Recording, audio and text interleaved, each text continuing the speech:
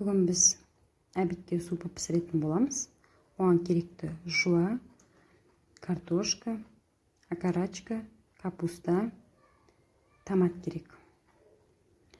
Окорочкамызды алдымен турап аламыз. Картошка жуамызды ашып, капустамызды жуып аламыз.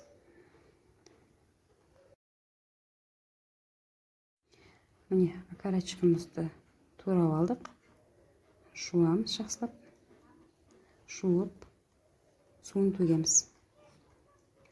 Міне, картошка жуа, жуып, ашылып жуып тұр. Капустамыз да жуылы. Енді бұларды турап аламыз.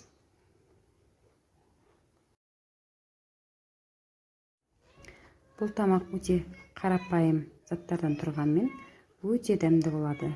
Жасап көрсеңіздер болады.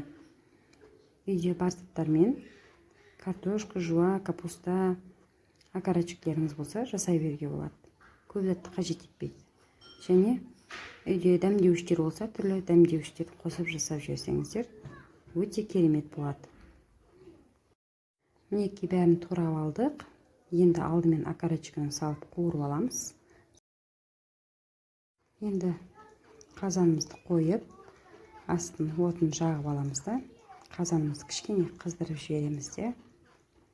Манағы тураған окорочкамызды ішіне салып, кішкене бойындағы суы кеткенше бір қасық тұз салып жіберіп, кішкене араластырып, суы сарқылғанша бұқтырып аламыз.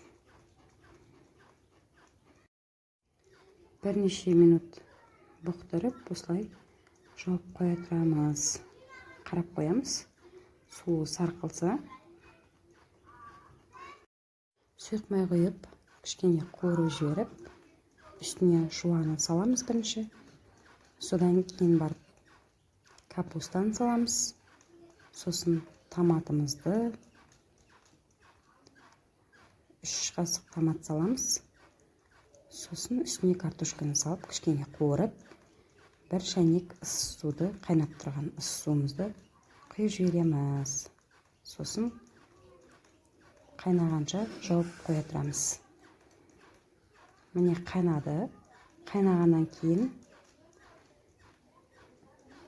үстіне бермеше немесе рашки азғантайлау салып жіберсеңіз болады.